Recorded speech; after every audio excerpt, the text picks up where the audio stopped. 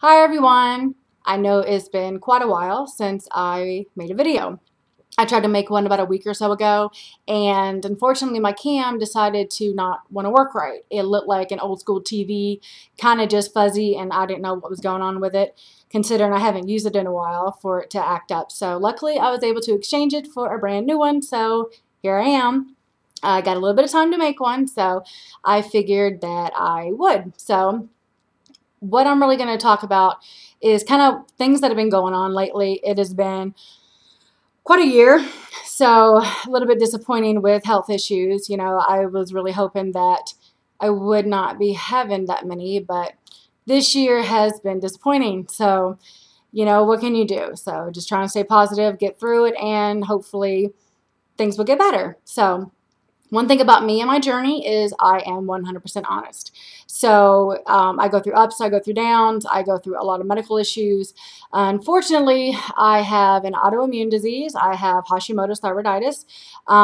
It affects, of course, your thyroid. So I go up and down, and I swing a lot. And I'm not a typical case where if you look at all the symptoms for high and low, I usually am kind of backwards. So not everybody's by the book. Everybody has different symptoms. Some people, they luckily, like me back in the day, didn't really have that many symptoms. I know I was diagnosed at 22, and I had it for probably since I was 14, because I used to have a lot of issues with hypoglycemia, and I would pass out and go to the doctor and nothing would be wrong.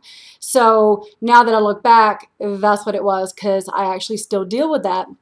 So it's, part of it. So anyway, but I really didn't have any issues until I turned 30.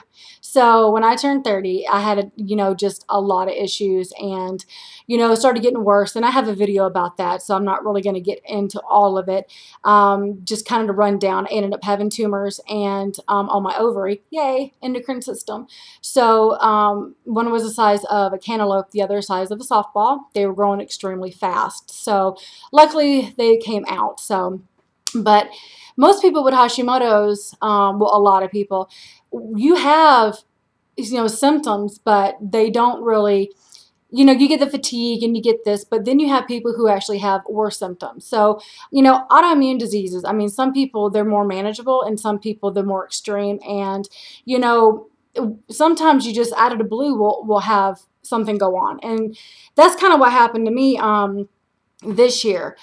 I've always had chest pains. Every now and then it would feel like you're being impaled. It would start between the breastbone, and over time it would slowly start feeling like you were being impaled, and it would actually come out the back.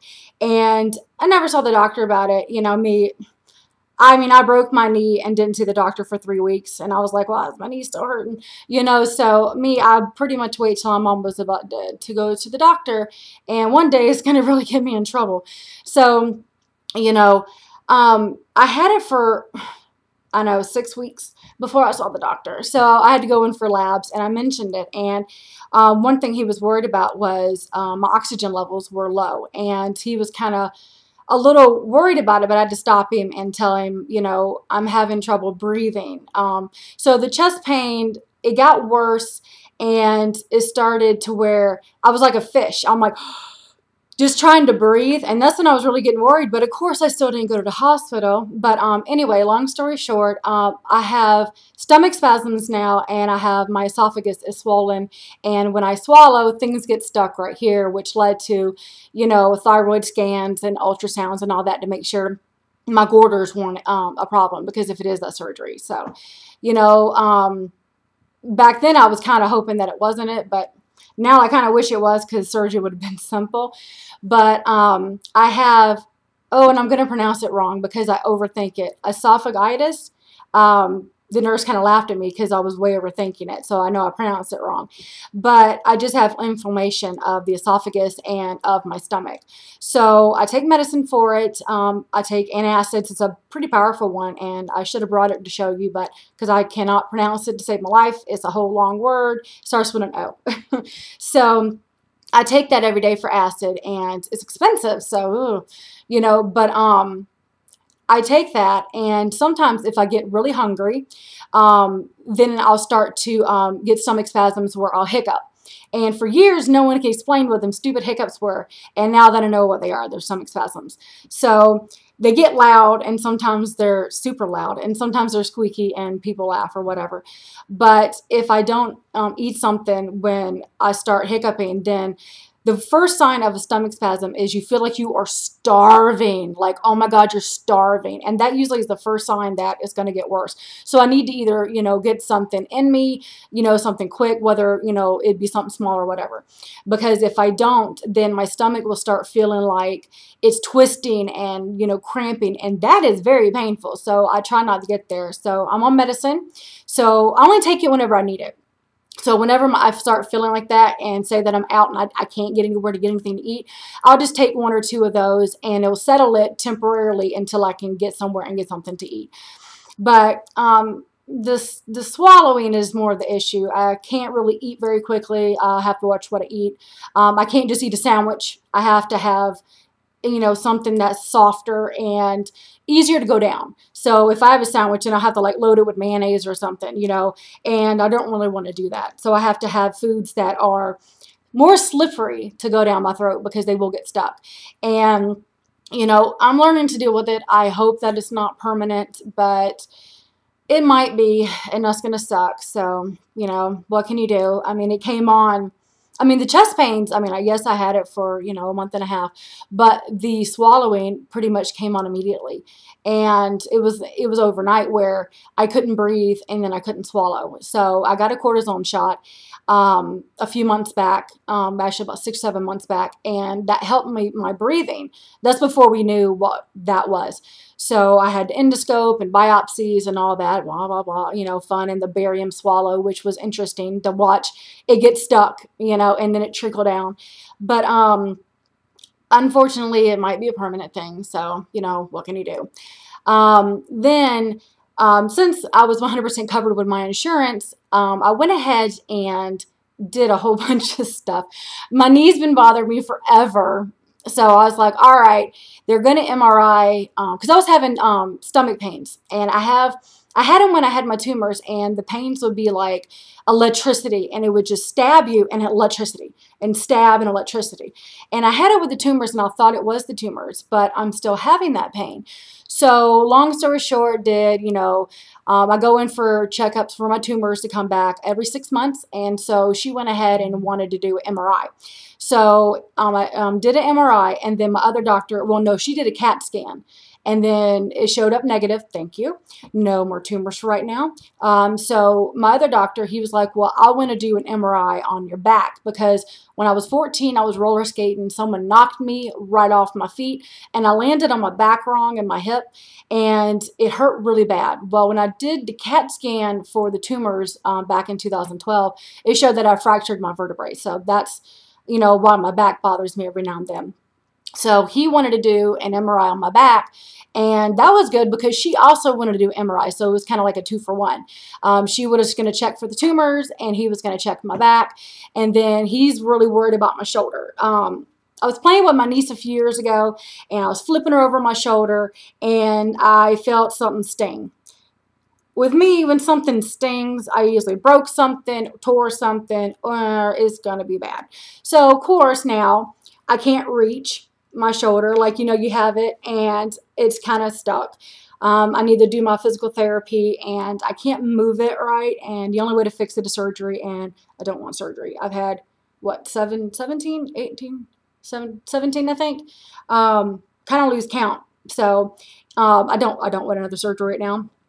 But he did one on my back and my shoulder, and I was like, hey, check out my knee, because my knee was the worst. It hurt so bad. When it would flare up, I couldn't move. So it was just extremely painful. So all that led to my shoulder has some tears in it and bursitis, and one of the bones, I forget, is impingement. So I have an impinged shoulder. So yay. It's not really going to get any better. So, but it doesn't hurt too much. He gave me a cortisone shot. I have had, oh my goodness, 4 or 5 cortisone shots in the last 6 months. Great. So I've had a cortisone shot in my shoulder, which, it helps a lot. So that's good. But the thing is it wears off. So hopefully not for a while. But he's worried about my shoulder, but I was more worried about my knee and my back. Come to find out, my knee, I have a little bit of runner's knee, but my knee is actually pretty good. So I was like, well, if my knee hurts so bad, what is it? It's my back. My back has so much inflammation in the vertebrae where I fractured it that is pinching some of the nerves. And so it just seems like it's never ending. So the best way to do that is to get epidural shots in my spine. So I saw doctors, and it was a few I didn't like and a few that kind of just brushed me off, especially one with my shoulder. He was sitting there and he brought in a skeleton and was showing me with a pen, you just have a little tear here. And I'm looking like the MRI results, and I'm like, I'm seeing all this stuff they're reporting, and he's acting like nothing's wrong. And so when I told him, I said, well, why can't I move my arm? And he was like, oh, well, you just have a little bit of frozen shoulder. Well, if you're telling me nothing's wrong with my shoulder, why is it frozen? So didn't see him again. I did not like him. And if you don't like a doctor, get a second opinion. I didn't like him at all. I'm the type of person where I don't see the doctor unless I'm dying. So if I'm coming to you, don't minimize what's going on, because I have the MRI results in my hand. I'm looking at it, and you are telling me nothing is wrong with my shoulder but itty bitty little tear.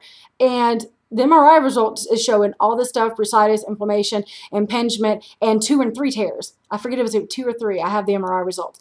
But I didn't like him. So I saw another doctor, and, he was pretty good. And he just mentioned physical therapy. And if that doesn't work, then I will have to have surgery. But I agree with him, because if it's not bad enough to have surgery, don't. And I don't really need to move my arm back. That's as far as I can go back.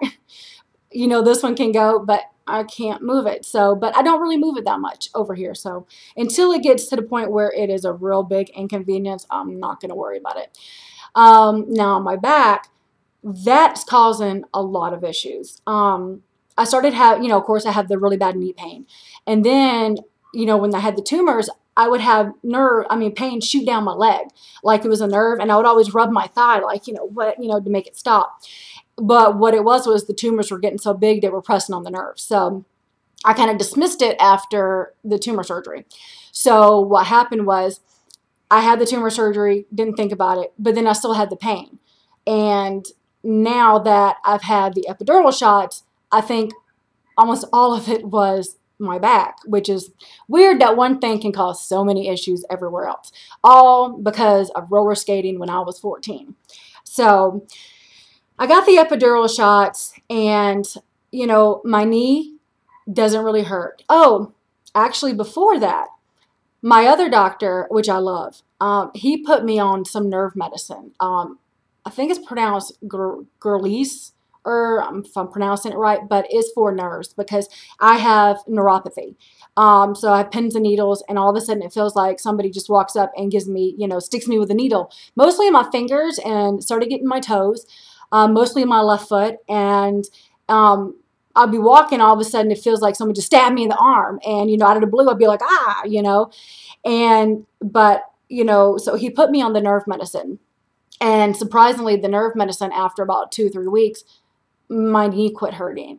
And that was my first sign of, okay, it might not be my knee, and so it might actually be the back. So that's what really led me to getting the epidural shots. I didn't want to forget that. So I did went ahead and got the epidural. The first doctor I saw about my back, he kind of minimalized it as well, and he wanted to do physical therapy first before the epidural. Well, if it's showing that there's so much inflammation in my back, and it is November and insurance rolls over in January, I want to get it done because I'm 100% covered. Because it's not a surgery, but it's a procedure, and with insurance, it's going to cost me $500 up front. And I've had to do that quite a few times, and I didn't want to. So I went ahead and saw another doctor, and his personality was so much better. He listened to me, because the other doctor, when I mentioned my knee and I mentioned I think it might be because of my back, he dismissed it. And he's like, oh, we'll see the other doctor about that. And I'm trying to tell you, well, if you handle backs and it's the nerves that's messing with my knee, you should at least listen to me. He didn't. He just dismissed me. So I dismissed him and I got a third opinion. So, excuse me if my dog barks. And so I saw him, and his bedside manner was just great. And he listened to me, and he even was looking at my shoulder because he's like, I do shoulders too. But I told him, I said, no, I'm going to see someone else tomorrow, so don't worry about it. And he was really interested in my knee. And when I told him about the medicine, that taking the medicine, my knee started feeling better. And he was like, that's interesting because that really proves that it is your back. So I went ahead and got the shots in my back. I wasn't nervous. I've been through procedures and surgery so many times that I was just, not worried about it. The doctors were amazing. The nurses were fantastic. They just took such care of me and laughing. And then, of course, the ramblings, anesthesia and, kind of laughing at me about the things that I said, I guess, when I was coming out of it. I kept asking what was in my mouth. I think she told me, but I don't remember if there was anything or not. But I just remember I kept asking what was in my mouth. So, but they were just really, really fantastic. The shots, they weren't that bad. I mean, they put you to sleep. Well, I requested to be put to sleep, and they weren't that bad. But I ended up having a reaction to them. I have flushing anyway. With my Hashimoto's, I will just flush. And all of a sudden I'm hot and I'm red. And it could be one ear or my hands or my face or just random places. All of a sudden it just get red, my chest, And of course I flushed. And it was funny because the next day, it was like a big red right here, and it was so defined all the way down, and I looked like a clown. And I tried to put makeup on, which I really don't wear makeup other than, eyeliner and mascara. So I'm trying to put makeup on to cover it, and then all of a sudden, the whole face flushed, which was better because right here was so bright red, it just looked terrible. But the biggest problem I had was fatigue. I had a little bit of soreness in my back, but the fatigue got me. Having an autoimmune, I guess it just reacted to that, and I was exhausted. So for like 4 or 5 days, it was really exhausting. So other than the exhaustion and the flushing, which the flushing lasted, just that day, and I think I ran a slight fever, but it was only for a few hours. So I went ahead and called the nurse just, to double check because I'm really bad at that. Usually they tell you call if you have any blah, blah, blah, and I don't. So I went ahead and I did. And so she said that I should be back to normal the next day. Well, it took me about 4 or 5 days. So, I mean, that sucked, but what can you do? But I wouldn't not get it again. My back doesn't hurt as much. My leg doesn't hurt as much. He did not put a shot in the right side of my back, which I wish he would have, because that's where the pain always is. I didn't even know that the left side was a problem, especially be the biggest problem with the inflammation. But the right side of my back hurts. So if I ever get it again, I'm going to tell him, please do it on the right as well. So the left side, feels better, and my leg doesn't hurt. My knee doesn't hurt, and that feels fantastic. Now, since I've had all of that, this year has been really bad for weight gain. Anybody with Hashimoto's or, just in general, I mean, you can lose weight and you'll gain it. I have issues with, I call them gain cycles. I thought once I had the tumors removed, that would be it, because I thought the tumors were, which they were, I mean, I gained 90 pounds in 6 months, were the cause of it. So when I got the tumors out and, settled back down and I started losing, in my mind, I thought, well, that's great. I'm not going to gain it again. But something with my body, every time I lose weight, like if I lose, I think I lost 80 pounds after the surgery. And I turned around and within 3 months, I gained 40 pounds. And there's no reason that I should gain 40 pounds in 3 months. And then it takes, months for the weight to even. I'll gain really quickly, and then I'll slowly start gaining, over the next few months. And then all of a sudden I'll just plateau, and then I can't lose. And then finally I can lose again.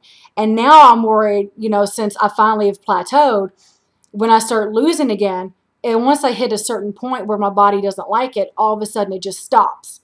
And last time, that's what happened. I lost, and then right when I hit a certain point, within 3 days, I gained 10 pounds. And I'm thinking, oh, it's just water. because I have issues with my leg and swelling and, you know, edema. So I can retain a lot of water. I mean, I can lose 10, 15 pounds of water overnight. So to me, it wasn't a big deal until it wouldn't come off. And then 2 weeks later, and that's when I realized I'm gaining again. And no matter what I did, I'm gaining again. And it's frustrating when you can't control it. You can eat healthy, you can work out, and your body refuses and you will gain. And I told my doctor, quite a few of my doctors, but my general practitioner, I love him. He's the best doctor ever. And I saw him about 2 months ago, and I told him, actually it was less than that, and I told him, I said, I'm tired of this. What is going on? You have seen it. You have seen me lose weight. There's no way for me, you know, eating the way I do to gain so much weight. I mean, I don't come home and eat chocolate covered fried chicken dipped in ranch. I mean, I don't eat lard out of the jar. I mean, what is going on? And don't tell me it's just my thyroid. And so he was like, it might just be your thyroid. But, you know, because I'm sick of hearing that. You know, my thyroid shouldn't make me gain that much weight so quickly. Why is my body rejecting, you know, my weight loss? And I mean, it's like I can lose, you know, 70, 80 pounds, but then I'm going to gain 40 to 50 back. And, you know, that plays such a role in, you know, your mental, you know, you get so discouraged and it's frustrating. So, I guess I'll make another video about that one. So, but it's just frustrating, and this year has just been disappointing. So just so much going on, and food allergies, and just so many tests and procedures. And I was really hoping that 2015 would just be a really good year. And I mean, it has been a good year. You know, it could have been worse, but it's just frustrating. It's just been a year, and then to add on top of it, to gain 50 pounds is frustrating. But I mean, I'm not gonna bullshit you and tell you that, you know, I have lost, you know, because I've even tried to change a lot of my videos on YouTube, and some of them will, but I have changed some of them to not say lost 106, because right now I haven't, but it won't let me change it. So I do apologize that it's wrong, but I've tried to change it quite a few times, so I don't want to mislead anybody. Right now, I think I'm at, what, 50 or 60 lost. So 50, 60. So it's just frustrating. But if anybody, you know, deals with weight, I mean, a lot of us will understand. But there's just so much going on this year. And, you know, now having, I think it was like, trying to count how many cortisone shots I've had in the last 6 months.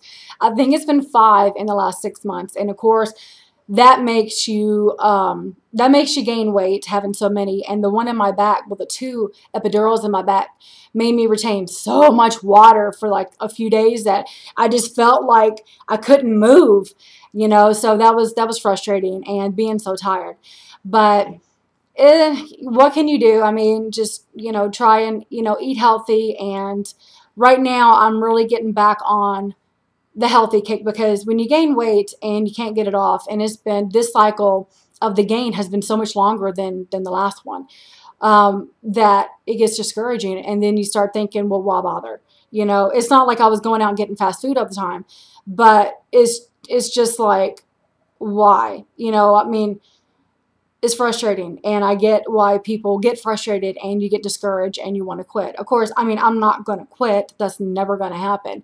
But I completely understand people being discouraged and just saying, you know, screw it. You know, I can't do this, because you can do everything you can to get the weight off, and then, you know, it doesn't work for some people, especially when you have an autoimmune, and my autoimmune controls my weight.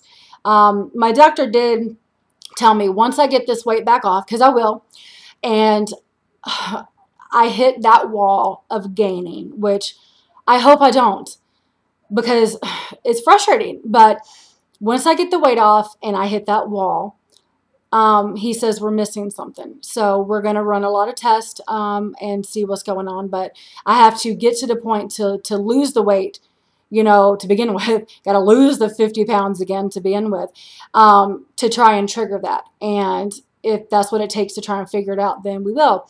So once I get the weight and we'll see whatever test he runs. I mean, he's really smart. He's a doctor. So, and he's a good one. We'll see what happens. So hopefully it's something that we are just missing, and something simple that once I get this weight off, I can keep it off. Because the first time I lost weight, I lost 135 and I didn't gain any of it until that's when I hit that wall. I lost too much weight in 1 year. I think it was like 70 pounds that year, and that's what triggered it. And that's what triggered the tumors to grow, which I think I made a video about all that, so I won't go into it again. But that's pretty much everything that's been going on this year, you know, just full of procedures, you know, and tests, and, you know, did the allergy testing and found out that, you know, of course I'm allergic to wheat, you know, proved it, you know, and then also I have an issue with dairy, which the casein protein.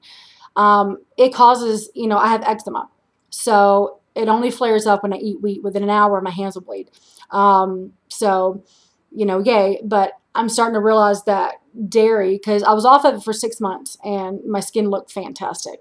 So my doctor told me to incorporate it, but I kind of went a little crazy and started eating cheese, because dairy-free cheese is just not the same. It's not the same. It doesn't taste that great. I mean, it's $5 and it's not really cheese, especially, you know, it doesn't have feta and it doesn't have Gouda and it doesn't have the rosemary cheese. I mean,